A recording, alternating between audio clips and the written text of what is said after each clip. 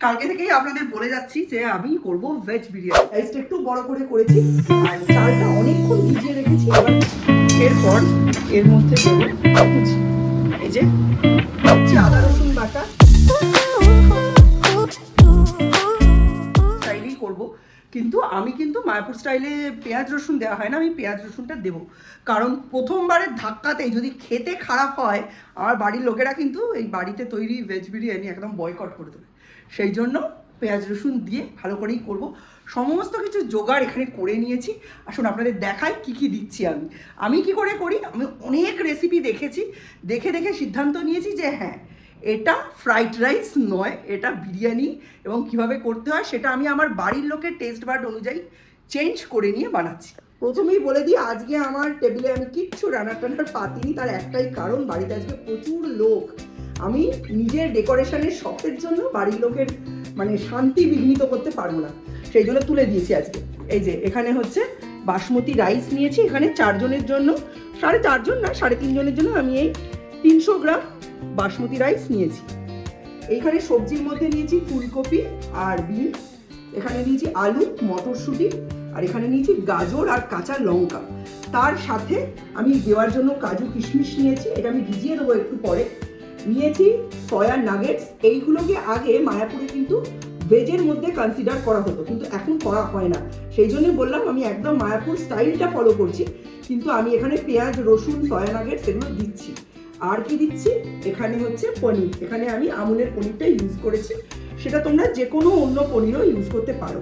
এইটা হচ্ছে টক দই, রোজ ওয়াটার আমার আছে, কেওড়া ওয়াটার, মশলাপাতি অ্যাজ ইট ইজ, যেগুলো চিকেন বিরিয়ানি আলু বিরিয়ানিতে দেওয়া হয় সেগুলোই দেওয়া হবে। আর এখানে পেঁয়াজ রসুন আদা আর টমেটো। আর এইখানে যে ক্যারেটসগুলো কেটেছি, ক্যারেটসগুলো একটু বড় ডাইস করে কেটে নিয়েছি। আলুও তাই ডাইসটা একটু বড় করে করেছি। আর চালটা অনেকক্ষণ ভিজিয়ে রেখেছি, এবার আমি চালটা পারবয়েল্ড করে দেবো। এই আমি কয়েক বছর আগে বলতাম ভেজ বিরিয়ানি বলে কিছু হয় না, হয় ফ্রাইড রাইস হয়, নয় পোলাও হয়, আর বিরিয়ানি মানেই মাটন চিকেন হয়। কিন্তু আজকে সেই আমি আবার পাল্টে গিয়ে ভেজ বিরিয়ানি করছি। এমনকি একদিন শুনেছি এঁচোড় বিরিয়ানিও নাকি খেতে খুব ভালো হয়। করবো একদিন, আসুক বৈশাখ মাস। ছেলেপুলোগুলোকে নিয়ে না আর পারা যায় না জানেন। একদিক থেকে শ্রেয়া চেঁচাচ্ছে আমাদের বাড়িতে আজকে পিঠে হচ্ছে, অন্যদিক থেকে রুহি চেঁচাচ্ছে আমাদের বাড়িতে মাটন, আর এদিকে সৌর্য চেঁচাচ্ছে আমাদের বাড়িতে আজকে বিরিয়ানি। ভাবুন রাস্তার লোকজন কি ভাবছে। অবস্থা, বাচ্চারা একেই বলে শিশু। কি খাবার দাবার হচ্ছে এটাই এখন মেন। এতক্ষণ সৌর্য গেছিল পিসেমশাইয়ের সঙ্গে গঙ্গার জল আনতে, আর এখন বাড়িতে এসেই 3টে বাচ্চা মিলে এখন খেলছে পাড়ার মধ্যে। আমি এখানে সব গুছিয়ে টুছিয়ে নিয়েছি। পনিরটা আগে সতে করে দেবো।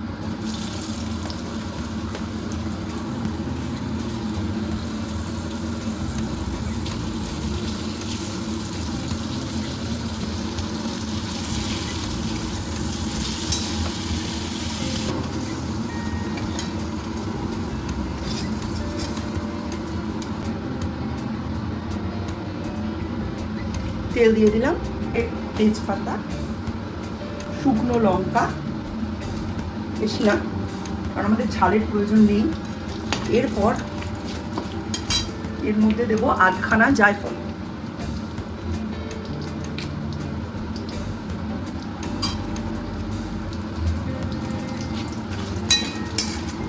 উফ, এই জায়ফলের গন্ধটা আমার এত ভালো লাগে কি বলবো। এরপর এর মধ্যে দেবো পেঁয়াজ কুচি। এই যে এটা বেরেস্তা করেও দেওয়া যায়।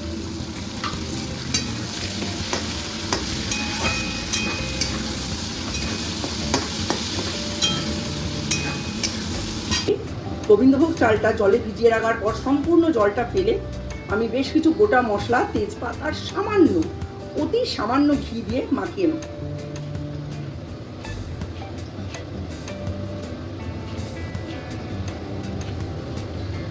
এটা এভাবে থাকবে।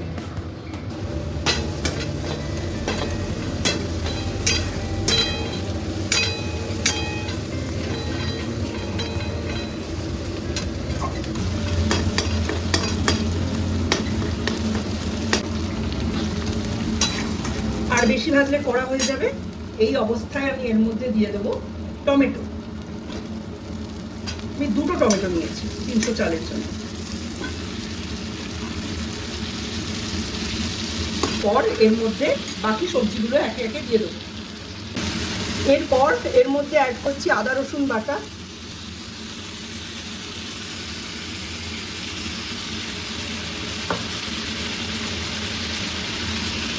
টক দই। এই সময় আঁচটা একদম কমিয়ে রাখতে হবে, এটা ফেটিয়ে অ্যাড করতে পারেন, তাহলে আর আঁচ কমানোর প্রয়োজন নেই। ইন দ্য মিন টাইম আমি এই চালের মধ্যে কাজু কিশমিশটাও দিয়ে দিয়েছি। এইবার এটার মধ্যে দেব অল্প একটু গরম মশলা, একটু ধনে জিরে গুঁড়ো,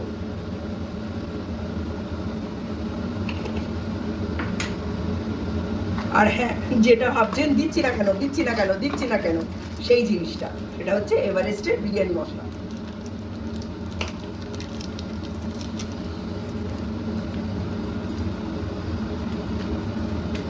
একটুখানি আমি রেখে দেবো, ঠিক আছে? এবার এটা মেশাই, খুব অল্প আঁচে এটাকে কষাতে হবে। একটু চিনি অ্যাড করব, রোজ বাটার, গুড় করে গন্ধ বেরোচ্ছে, একটু কেওড়ার জল, আর একটু মিঠা। এরপর এতে অ্যাড করব পনির, তাহলে প্রত্যেকটা জিনিসের ফ্লেভার পনিরও কিছুটা অ্যাবজর্ব করবে। আদারওয়াইজ পনিরের ভেতর অনেকটা মুখ্য ছেলের মাথার মতো, কিছুই ঢোকে না।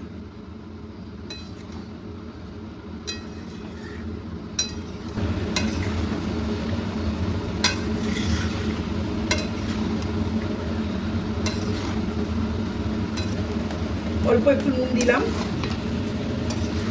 নুনটাই এক্ষেত্রে একটু সমস্যা করে, বুঝলেন?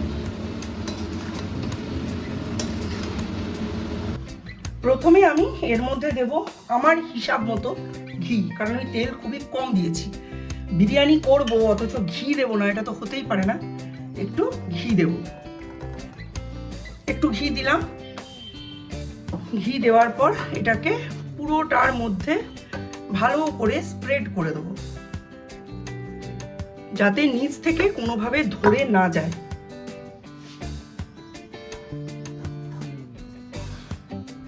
এরপর আমি এর মধ্যে কিছু তেজপাতা দিয়ে দেবো, এটা সিকিউরিটি বেসিসে আমি দিচ্ছি, হ্যাঁ, যদি নিচ থেকে ধরে টরে যায় এইসবের জন্য। এইবার এর উপরে আমি দেব 1 রাউন্ড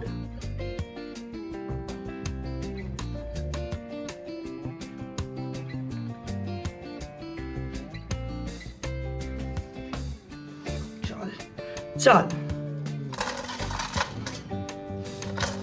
হাফ চাল দিয়ে খুব সুন্দর করে এটা লেয়ারিং করলাম। এবার আমি দেবো এর মধ্যে তরকারি, মানে পনির দিয়ে যেটা বানিয়ে রেখেছি সেটা।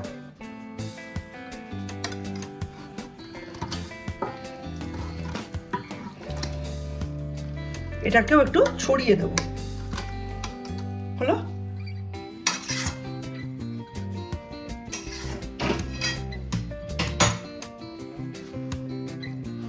এরপর এর মধ্যে আরো কিছুটা চাল ভাগ করে দেব, খুব বেশি পরিমাণ তো নয়, অল্প দিয়ে দেবো।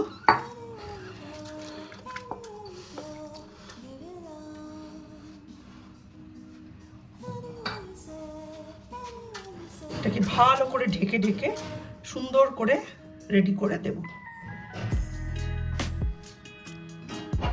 এইবার বাকি যেটুকু আছে সেটুকুও এর মধ্যে ভাগ করে দিয়ে দেব।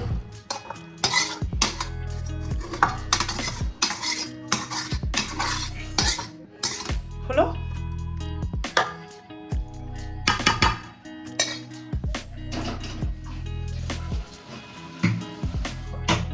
এইবার এর মধ্যে আমি পর পর কয়েকটা জিনিস অ্যাড করব, যেগুলো অলরেডি আপনারা জানেন।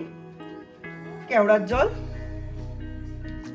আগে একবার দিয়েছি তাই বেশি দিলাম না, রোজ ওয়াটার, আচ্ছা, বিরিয়ানিতে অ্যাড করা জলের মধ্যে কিন্তু এইগুলোও কাউন্ট হবে। মিঠা আতর, এর সাথে দিলাম বিরিয়ানি মশলা,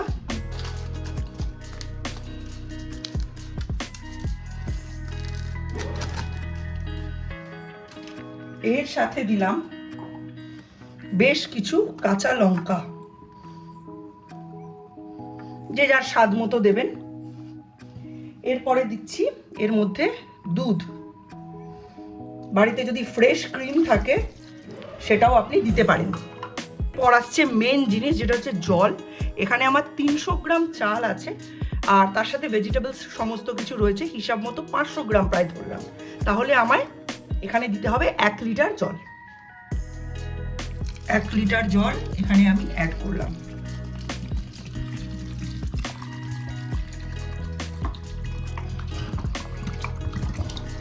এই জলের পরিমাণটা যদি এদিক ওদিক হয়, আপনার বিরিয়ানি জেলের লাপসি হয়ে যাবে। আরেকটা জিনিস আমি অ্যাড করব, যেটা আমি বলতে ভুলে গেছি আপনাদের। এটা আপনারা খোয়া ক্ষীর থাকলে অ্যাড করতে পারেন, নইলে আপনারা এটা ইউজ করতে পারেন। এটা হচ্ছে এই যে আমুল স্প্রে,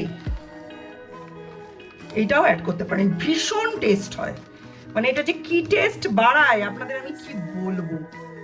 খোয়া ক্ষীরের দাম অনেক, আমি ওই জন্য আমুল স্প্রে ইউজ করছি। ঠিক আছে, এটা আপনি গুলিয়েও দিতে পারেন, আমার অত ধৈর্য নেই গুলিয়ে মুলিয়ে, আমার অলরেডি ধৈর্যের কোটা কমপ্লিট। এইবার গ্যাসটা ধরাইনি এখনো, এটা বসিয়ে দিয়েছি, ঢাকনা দিয়ে দিয়েছি, এর উপর একটা শিল পাটা চাপা দিয়ে দেবো। এতেই আমার কাজ হয়ে যায়। আমার আর আলাদা করে আটার লেচি করতে হয় না, অ্যালুমিনিয়াম ফয়েল কিনতে হয় না। সব থেকে ছোট ওভেনটায় আমি বসিয়ে দিলাম। যেই আমি ফোটার শব্দ পাবো সঙ্গে সঙ্গে আমি এটাকে সিম করে দেবো।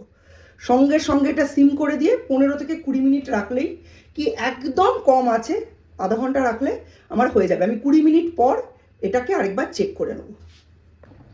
এই যে দেখুন, আমি কিন্তু ঠিক এইভাবেই প্রত্যেকবার ভাপা, পাতুরি, বিরিয়ানি, এইসব জিনিস এইভাবেই রান্না করি। আমার কিন্তু কোনো অসুবিধা হয় না। 15 মিনিট হয়ে গেছে, চলুন বন্ধ করে দিয়ে একটু পরে একটু ওপেন করে দেখি। তারপর যদি মনে হয় আরও রাখার প্রয়োজন, আরও 5 মিনিট রাখবো। এই যে দেখুন, ভেজ বিরিয়ানির রূপটা দেখুন, বুঝছেন, একদম ঝরঝরে হয়েছে। এটা ঠান্ডা হলেই একদম ঝরঝরে হয়ে যাবে।